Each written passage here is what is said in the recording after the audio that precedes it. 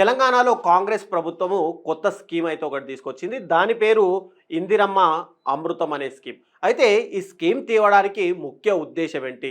ఈ స్కీమ్ ద్వారా ఎలాంటి ప్రయోజనాలు కలుగుతాయి?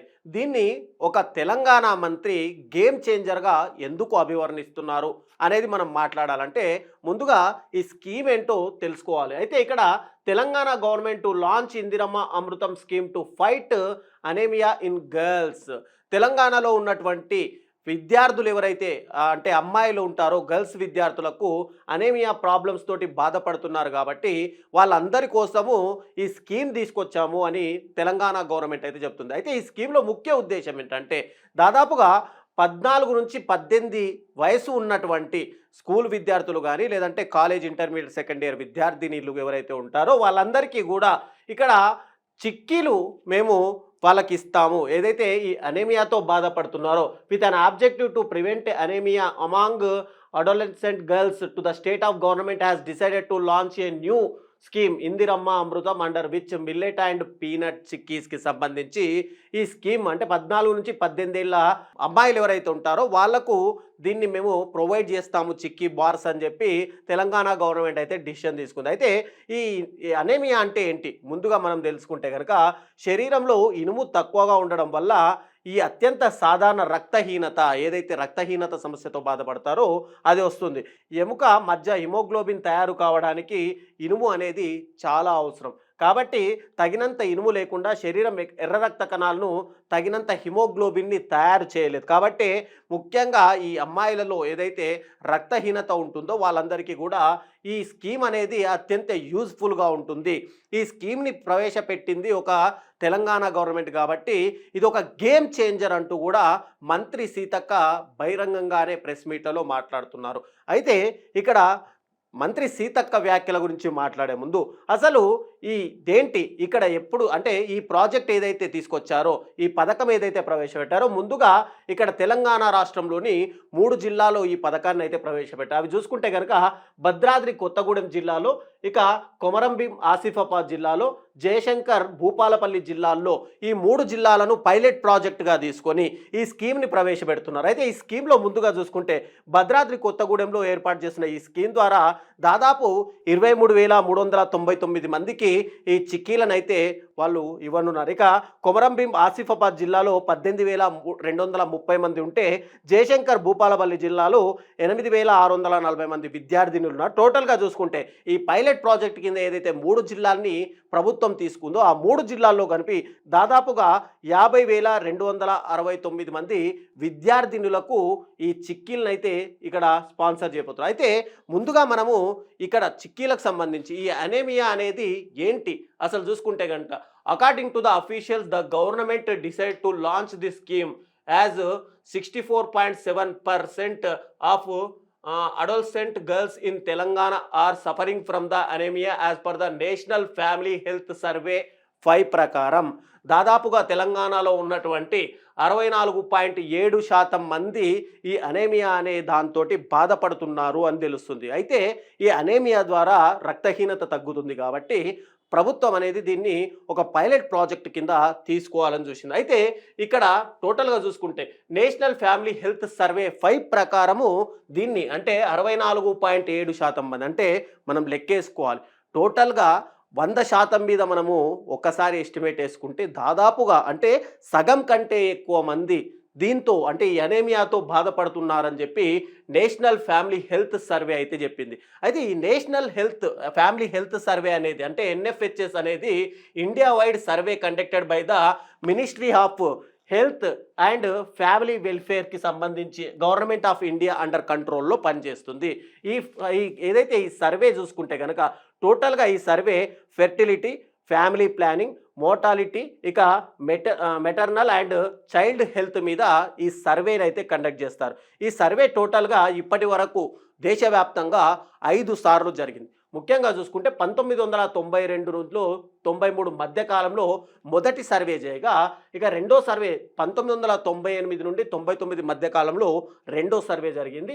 తర్వాత 2005, 2006లో ఒకటి, 2015, 2016లో ఒకటి, 2019, 2021లో ఈ సర్వే అంటే లేటెస్ట్‌గా లాస్ట్ సర్వే చూసుకుంటే మనం 2020, 2021 మధ్య కాలంలో అయితే జరిగింది. అంటే ఎవ్రీ 10 ఇయర్స్ గ్యాప్ బిట్వీన్‌లో దేశవ్యాప్తంగా ఈ సర్వేలైతే నిర్వహిస్తారు. అయితే ఇక్కడ ఈ సర్వేని మెయిన్‌గా చూసుకుంటే గనక తెలంగాణలో మెయిన్‌గా అంటే ఎడ్యుకేషన్ కోసం తెలంగాణ బడ్జెట్ ఏదైతే ప్రవేశపెట్టారో దాంట్లో 23,108 కోట్ల బడ్జెట్ ప్రవేశపెడితే, ఇక టోటల్‌గా హెల్త్‌కి సంబంధించి తెలంగాణ బడ్జెట్‌లో 12,393 కోట్లయితే ప్రవేశపెట్టారు.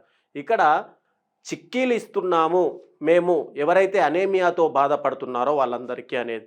అయితే ఇక్కడ అనేమియాతో బాధపడే వాళ్ళకు చిక్కీలు ఇవ్వడం అనేది ఒక ప్రభుత్వ మంచి నిర్ణయమే కావచ్చు. కానీ మనం గమనించాల్సింది ఏందంటే హెల్త్ కోసమేమో 12,393 కోట్లు, ఎడ్యుకేషన్‌కి 23,108 కోట్లు తెలంగాణ బడ్జెట్‌లో ప్రవేశపెట్టారు. అయితే ఈ ఎడ్యుకేషన్ గనక కరెక్ట్ ఉంటే వాళ్ళే ఆ చిక్కీలు కొనుక్కుంటారు కదా! ఈ హెల్త్ గనక కరెక్ట్ ఉంటే చిక్కీలు ఇవ్వాల్సిన అవసరమే లేదు కదా! దీన్ని ఒక గేమ్ చేంజర్‌గా మంత్రి సీతక్క బహిరంగంగా వచ్చి మాట్లాడుతున్నారు. ఇది ఒక గేమ్ చేంజర్ నిర్ణయమా? ఇక్కడ మనం మాట్లాడుకుంటే ఒక ఢిల్లీ విషయం మాట్లాడుకుందాం. ఢిల్లీలో పబ్లిక్ స్కూళ్ళు ఎలా ఉంటాయి? అక్కడ గవర్నమెంట్ స్కూళ్ళు ప్రైవేట్ స్కూళ్ళను తలదన్నేలాగా ఉంటాయి. అక్కడ విద్యార్థులకు ఏం కావాలి? విద్యార్థులు ఎలా చదువుకోవాలి? వాళ్ళ ఫ్యూచర్‌ని ఎలా ఎస్టాబ్లిష్ చేయాలి అనే దాని మీద నిరంతరం కూడా గవర్నమెంట్లు పనిచేస్తూనే ఉంటుంది. గతంలో కేజ్రీవాల్ గవర్నమెంట్ చెప్పుకుంటే. అయితే ఇక్కడ తెలంగాణలో ఈ ఎడ్యుకేషన్ సిస్టమ్ అనేది పూర్తిగా నీరు గారిపోయింది. కేవలం 23,108 కోట్లు మాత్రమే ఒక ఎడ్యుకేషన్‌కి మీరు ఖర్చు చేస్తున్నారంటే ప్రభుత్వ పాఠశాలల్లో మౌలిక వసతులు ఎలా ఉన్నాయి? అక్కడ విద్యార్థినులు గాని చదువు ఎలా వస్తోంది? ఇక వాళ్ళకు చిక్కీలు ఇస్తున్నాము అని ఇది ఒక గేమ్ చేంజర్‌గా చెప్పే ప్రభుత్వము ఈ ఎడ్యుకేషన్ మీద పెట్టే డబ్బులెంత? ఈ డబ్బులని మీరు రెట్టింపు చేసి ఎడ్యుకేషన్ మీద పెడితే గనక రాబోయే రోజుల్లో విద్యార్థులు మౌలిక సదుపాయాలు కల్పించాల్సిన అవసరం లేదు. ఇలా చిక్కీలు పంచాల్సిన అవసరం లేదు. హెల్త్ బడ్జెట్‌లో 12,393 కోట్లు పెట్టారు తెలంగాణకు సంబంధించి. ఇంత డబ్బులు ఈ 4, 5 కోట్ల మంది ప్రజలకు ఈ హెల్త్ సరిపోతుందా? ఇది కూడా ప్రభుత్వం ఖచ్చితంగా ఆలోచించుకోవాల్సిన విషయం. ఇక మనం ఒక్కసారి ఇక్కడ చూసుకుంటే గనక తెలంగాణకు, ఆంధ్రప్రదేశ్ 2 తెలుగు రాష్ట్రాల విషయం మాట్లాడితే ఎడ్యుకేషన్ ఎక్స్‌పెండిచర్ ఒక్కసారి మనం ఇక్కడ మాట్లాడదాం. ఎందుకంటే సీతక్క మాట్లాడిన మాటలకు ఇక్కడే మనకు సాక్షాత్ ఆధారాలతో సహా కనిపిస్తున్నాయి. ఒక్కసారి ఏపీ తెలంగాణ బడ్జెట్ 2014-15 కాలంలో 12.6 కోట్లు ఖర్చు చేస్తే, ఇక 2015-16లో 14.6, 2016-17లో 12.6, అలా టోటల్‌గా ఎడ్యుకేషన్ మొత్తం ఆంధ్రప్రదేశ్ గవర్నమెంట్ ఎడ్యుకేషన్‌ని ఒక విధంగా చూసుకోవచ్చు మనం 15, 13, 13, 12. కానీ ఇక్కడ తెలంగాణ గవర్నమెంటు రాష్ట్రమేమో నిలువు బడ్జెట్‌తో ప్రారంభమైందని గొప్పలు చెప్పుకున్నాం.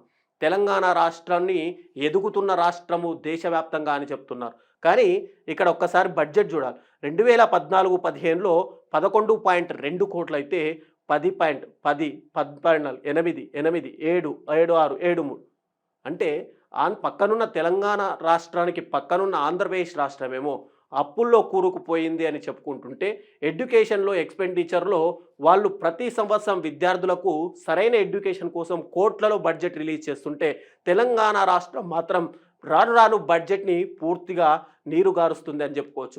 ఇక హెల్త్ విషయం కూడా మాట్లాడుకుంటే 2014-15 నుంచి ఒక్కసారిగా ఆంధ్రప్రదేశ్ గ్రాఫ్ మనం చూస్తే గనక 4.1, 4.5, 4.7, 4.3, 4 అలా 4.83 వరకు, అంటే 2022-23 మధ్య కాలంలో హెల్త్ బడ్జెట్ చూసుకుంటే, ఇక తెలంగాణ హెల్త్ బడ్జెట్ 4.1, 3.9, 4.1, 4.2, 2.3, 4.6.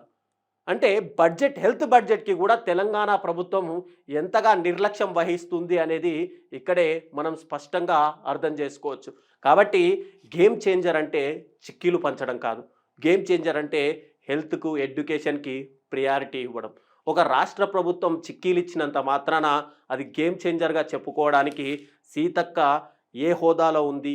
ఏం మాట్లాడుతున్నారు, ప్రజలకు ఎలాంటి సందేశం ఇస్తున్నారు, హెల్త్ బడ్జెట్ మీద కానీ ఎడ్యుకేషన్ బడ్జెట్ మీద కానీ మీరు ఒక్కరోజు ప్రెస్ మీట్లో పెట్టి ఇది మా హెల్త్ బడ్జెట్, పక్క రాష్ట్రాల కంటే ఎక్కువ హెల్త్ బడ్జెట్ మేము చేశాం, లేదంటే పక్క రాష్ట్రాల కంటే ఎడ్యుకేషన్ బడ్జెట్ మేము ఎక్కువ ఇచ్చాము అని మాట్లాడకుండా చిక్కీలు పంచుతున్నాము విద్యార్థినులకు రక్తహీనతకు అని చెప్పి మాట్లాడే స్టేజ్కి ప్రభుత్వాలు వచ్చాయి.